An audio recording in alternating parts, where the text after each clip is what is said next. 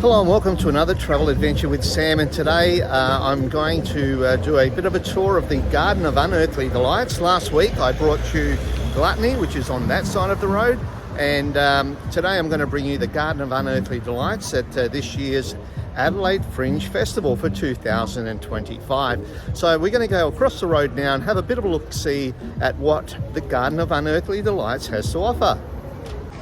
Okay, we're walking across the road now to the main entrance of the Garden of Unearthly Delights. There's a busker over there in the corner, just entertaining people as they walk in. So here we are. I'm trying not to get copywritten here, so I'm trying to walk really quickly and talk over the music. But this is the main entrance. It's 1 o'clock, about 1:30 on a Saturday afternoon. There's a board over there where you can see all the shows that are playing, and over there on the left hand side you've got the box office where you can actually buy a ticket for the shows. Now obviously, being about 1:30 on a Saturday, you're not going to have as many people here today, and you'll find that a lot of the areas here are quite empty. Plenty of seating, but at night time those seats I can tell you right now are full. It's hard to find one. There's the Vagabond over there, which is a venue which I actually went to the other night and saw Luke McGregor. He was actually very funny. On the left hand side here you've got High Horse. It's a great bar, and on the right hand side you've got RAA Garden Party. So again, there's not a lot of people here right now, but this afternoon, tonight, there's going to be a lot more people. But it's probably a good time to come in and show you the layout of the Garden of Unearthly Delights. So we've gone through the main entrance and got a little area here. Got a couple of little bridges, which basically it's not a river or anything. It's not even a creek. It's like a storm drain. But they've got a couple of little bridges that you can walk over. On the right hand side you've got Don Julio, which is a pretty good, pretty neat little bar. On this side here you've got Found Markets, so you can come and buy some clothing, some jewellery, all handmade. This little place here is called Haha. It's a comedy parlour. You pay $10 for a ticket, and you can see a 15-minute show. So this is some of the stuff that you can buy at Found Market. There you go, Found Market. And on the left hand side here as well you've got Dulcie's Vintage Busts. Everything's $10. Basically you go in there, they've got some old vintage clothing, and all the monies that is raised from the purchase of those vintage clothes go to a couple of charities, the Hutt Street Centre and the Centre Care for Catholic Family Services. So there you go, pen and body art. Now if you come across this side here, they've got a whole bunch of food outlets. Espresso Martini, Bale, Mexican Grill. You'll see they've got a few people here having lunch already. It's actually quite a few more people than I thought. Look, this is really cool. So again, you can come to the Garden of Unearthly Delights and buy yourself a lunch, get yourself some bevies inside you, go and see a few shows, because it's open, you know. They've got shows. It's not just at night time, it's during the day as well, albeit more people at night. I like coming during the day. Hello. Hi. I like coming during the day because there's not as many people. You don't have to line up for a food or drink. You don't have to line up to get in. And I can show you the lay of the land a lot more easier. Is that the way you say it? A lot more easily. There you go. Later on we'll come back and have You can't really see it through there. I'll get a better view of that, but that's a Ferris wheel right there. Pretty cool. There's plenty of bar options here in the Garden of Unearthly Delight. There's another one right there. And again, this will be full later on this afternoon and tonight. Look at all the chairs for that bar there. Over this area here, let's see if we can get a better view of the Ferris wheel. There it is. That's pretty cool too.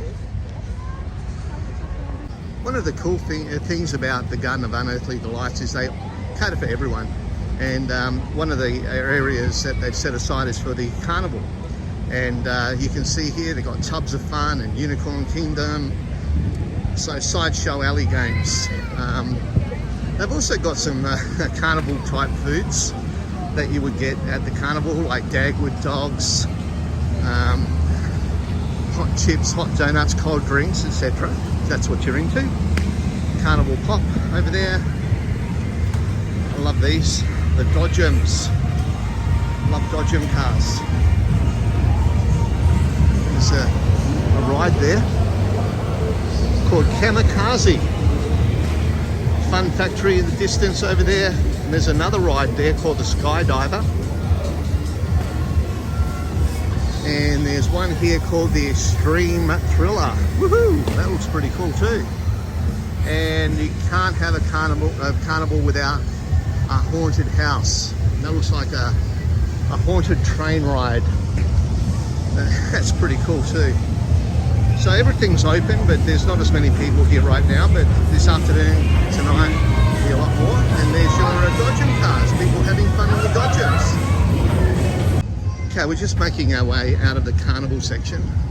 We've got some places here, super games, basketball, slam, ring a bottle. There's a teacup ride. Pretty cool. What do we got here? Butterflies. Don't really know what that's all about. Looks like another bar. And Casa Dure, which is another venue. The amazing drumming monkeys. They are pretty cool. Money, merch, signing and photos. The monkeys are behind that red velvet curtain, I would imagine, but they also do a show in there, which is good.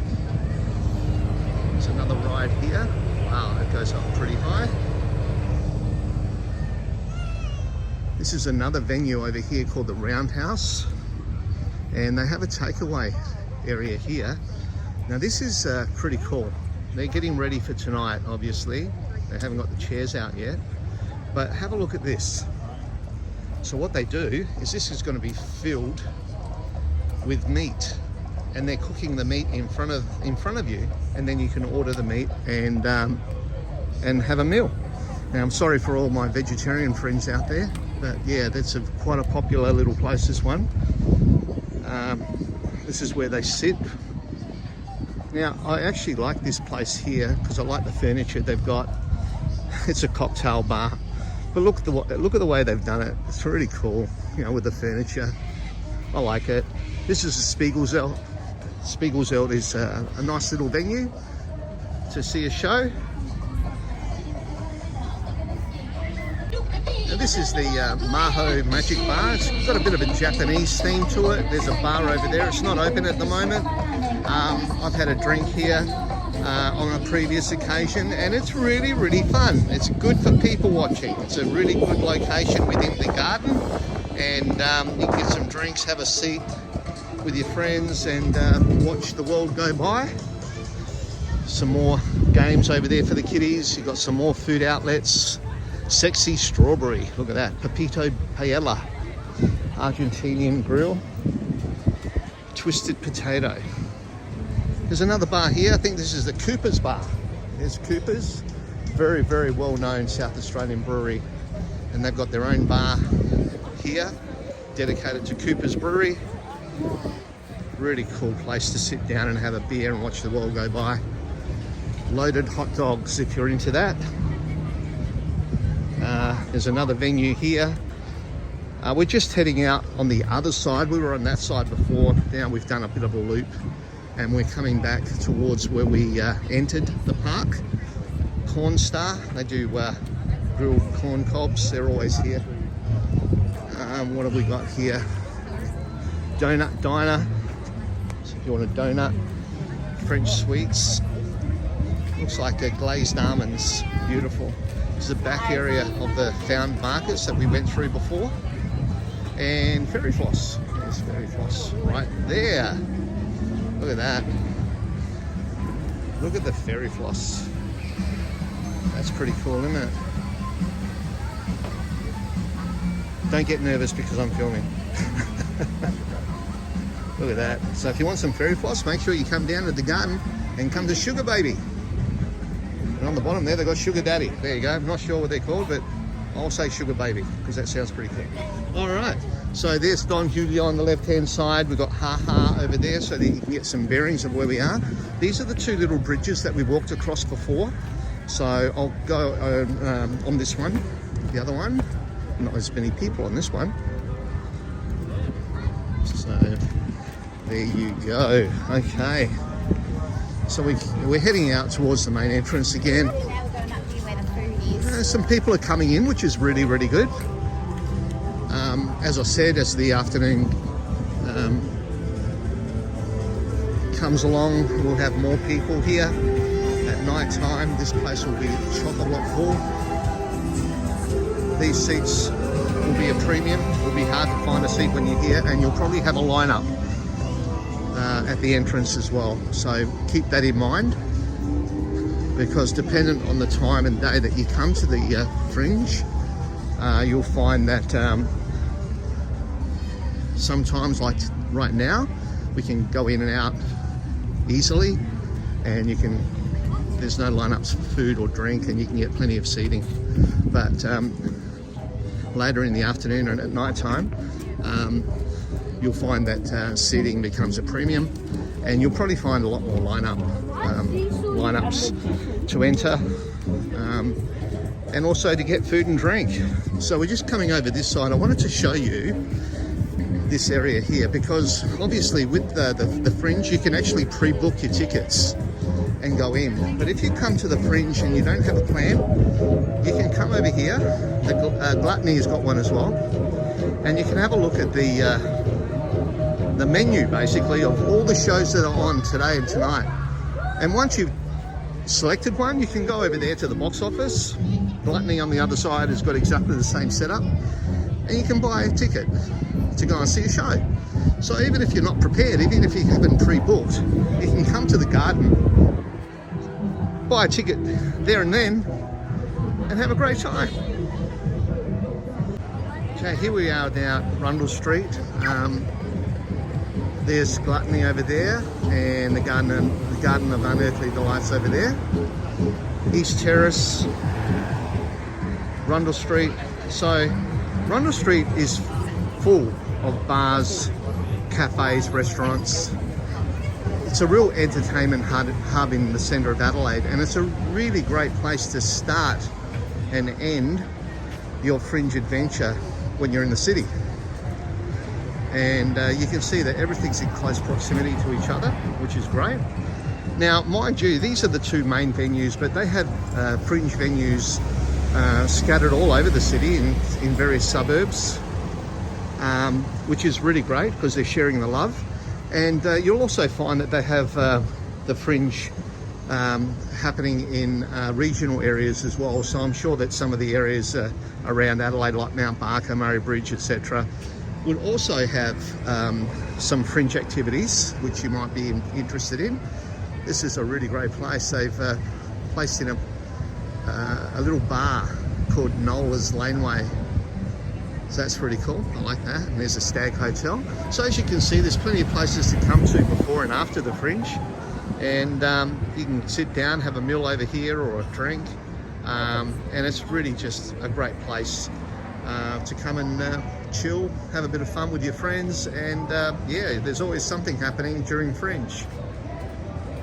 Well, there you go. Another little video from Travel Adventures with Sam. This time we did a bit of a walkthrough in the Garden of Unearthly Delights, part of the Adelaide Fringe Festival 2025.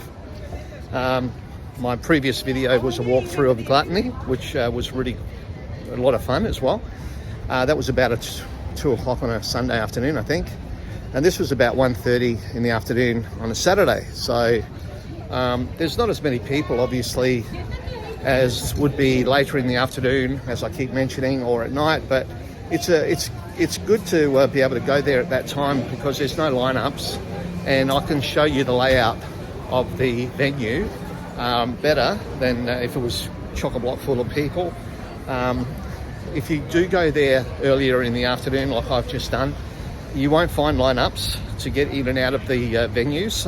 You won't find lineups for food and drink, but you can still catch a show. Everything's still open. Just be mindful that you will experience lineups later in the afternoon and at night. So because it becomes a lot more popular, a lot more busy. But yeah, just for the sake of this video, it's actually quite good going at a time when I did, so that you can actually see the lay of the land. So I hope you enjoyed this video. If you did, please give it a thumbs up. Please feel free to share, and please subscribe to my channel because it's free to do and it helps my channel to grow. So until next time, happy travels.